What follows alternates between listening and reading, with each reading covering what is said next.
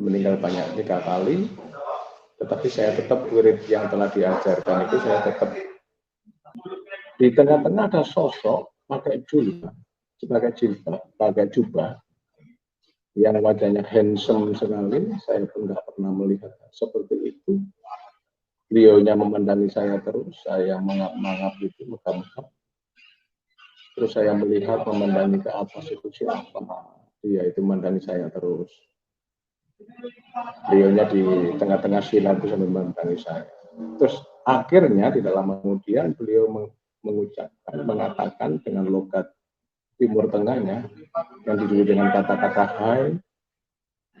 Beliau mengatakan kepada saya, hai putraku, kau jangan gelisah, kau jangan sedih, aku mengasihimu. Terus tangannya beliau di ke dada saya ditepukkan.